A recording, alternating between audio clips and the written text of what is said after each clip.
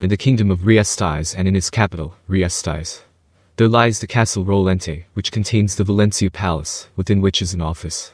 In the office where generations of kings performed their duties, its rightful owner, Ramposa III, was nowhere to be found. Instead, the room was being occupied by the second prince, Zanak Valley Naganaril Vasilv. Zanak's face grew dark as he examined the documents that were submitted, and a heavy sigh escaped his mouth.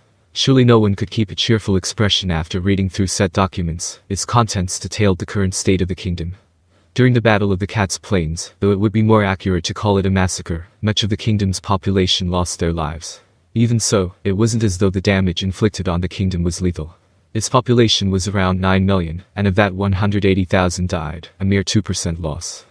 Plus, a multitude of them were the second or third sons of farmers, so they were practically spare men. In other cases, they had lost apprentices with barely any experience. So although saying this out loud would sound cruel, nothing of value was lost through their deaths. Still, they had lost 4% of their male population, those who were young and strong to boot.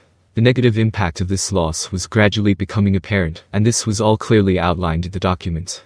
Zanak let out a groan as he placed the document on the table, his vision shifting focus to the other person in the room. "Oi, sister. How would you deal with this if you were in charge?"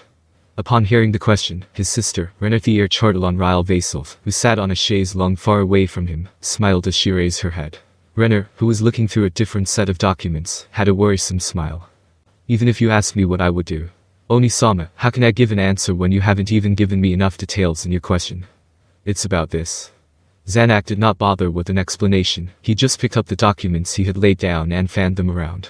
Renner stood up, walked towards Zanak, and took the documents from him. "This." After scanning the document from top to bottom, Renner replied in a casual tone. "There's nothing we can do about it, right? Dear Lord." Zanak raised his head towards the sky. If his sister, who was much more brilliant than him, said this, then there really wasn't anything they could do about it. However, as rulers, they could not just give up on something like this so easily. Is this matter really that troublesome? It's true that our nation's strength has waned temporarily, but that's all it is, it's only temporary. I don't believe that it's serious enough to warrant us doing something about it. If our nation's power is weakened, then people will start to die from starvation, right?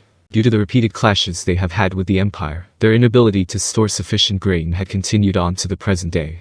It was in these conditions that they ceded the crucial grain-producing region of Erantal, which was directly under the king's rule, to the sorcerer's kingdom. The loss of life on the battlefield also meant that they lost a sizable chunk of their labor force.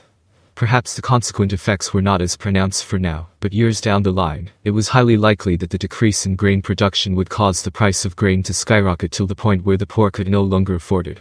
No, it was safe to say that this was definitely going to happen. That makes sense.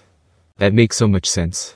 Say, sister, if it's as insignificant as you make it out to be, how will we deal with the chance that a drought or cold snap occurs, causing crop failure? High-level druids seem to have the ability to control the weather, so I believe we'll at least have a way to deal with the issues that arise regarding the amount of sunlight available. Since we'd only have to hire adventurers for it, it would be highly cost-effective. Still, whether or not such high-level druid adventurers exist is something we should find out as soon as possible. If this was in the past, we could have always relied on adventurers from the Empire in cases of emergency, but now that the Empire has become a vassal state of the Sorcerer's Kingdom, that could prove to be difficult. "Ah, I see, let's handle droughts this way then. What about cold snaps, sister? Druids would have to work hard on that as well." Zanak carefully observed Renner's face, one that's all too familiar to him. Does she not know about that? Zanak wondered. As Renner said, high-level druids can cast spells to create temporary rain, so droughts could be dealt with. However, he remembered hearing from Marquis Revan, his confidant, that druidic magic is powerless against cold snaps. For a cold snap, the weather must be maintained throughout the entire season. To that end, a high-level druid must be assigned to each village. It was simply not realistic to gather a few hundred high-level druids, which were rare to begin with. This level of knowledge in magic was not part of conventional education, so it wasn't taught even in noble families. This fact applied to the royalty as well. The only reason Prince Zanak knew what he knew about druids was because he had actively sought out that information. The fact that magic casters didn't hold any status in the kingdom was probably to blame. If it was like the Empire where someone as great as the Tri-Arts magic caster exists, it might have been a completely different story. However, the kingdom's ignorance of magic and desire for brave, strong cavalrymen have already become deeply rooted in their culture. A magic caster capable of changing the status quo never appeared. As a result, nobles who believed that magic is cowardice on the battlefield passed that notion along to the next generations. Ignorance about magic turned into disdain, and a vicious cycle was born. To Zanak, magic was an art with incredible power.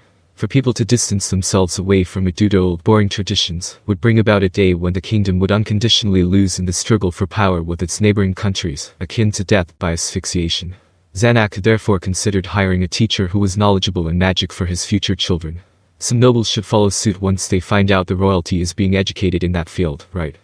No, even without doing something like that, the appearance of the Sorcerer King, one who commands powerful magic, caused a paradigm shift in the minds of the kingdom's citizens, noble or otherwise.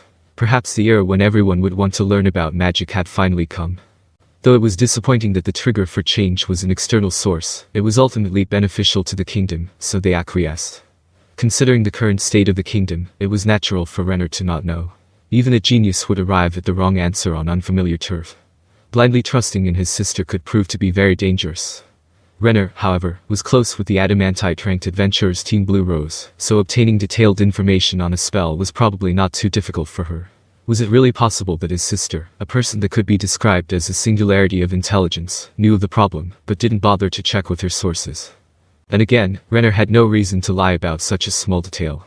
It was probably just a rare manifestation of her human side, in other words, she's being a dork. It was clear that Renner had no interest in the throne, her goal seemed tiny to Zanak. It's better to say that her goal would become unachievable should she ascend to the throne. Even as she's plotting against him, it wouldn't benefit her directly.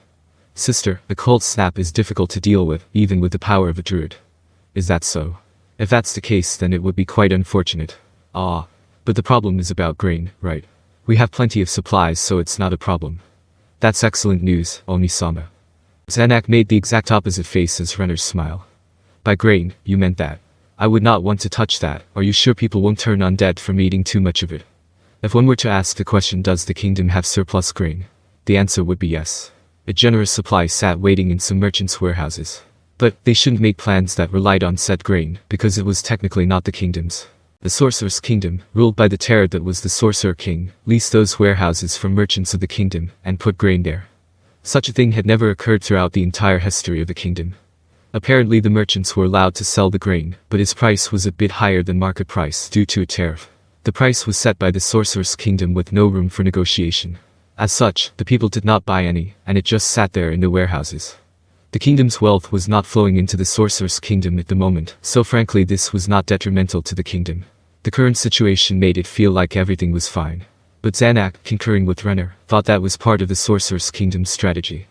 The Holy Kingdom is consuming the same grain, so the grain itself should be harmless, right? No, perhaps they wanted us to think that way, and only the grain in the capital was tainted. Renner smiled bitterly. You don't really think so, do you? Well, I guess not. After all, we checked the contents. Regarding the usage of the warehouses in the capital, the Sorcerer's Kingdom's official statement was that it was to store grain to be used as food aid for the Holy Kingdom. Apparently plans were made to transport the grain to the Holy Kingdom from these warehouses. Regarding the logistics. Due to a lack of protection for the caravans, if they were to be attacked by bandits or monsters, the responsibility for that would fall on the Sorcerer's Kingdom. Hiring mercenaries would be the obvious solution, but the Sorcerer's Kingdom proposed to simply install a flag that would make it extraordinarily obvious that those carriages belonged to them, apparently as some form of self-defense. The kingdom, wishing to avoid unnecessary conflicts, agreed to the Sorcerer's Kingdom's proposals under the conditions that their undead are not to enter the kingdom's borders, and that a transit tax must be paid.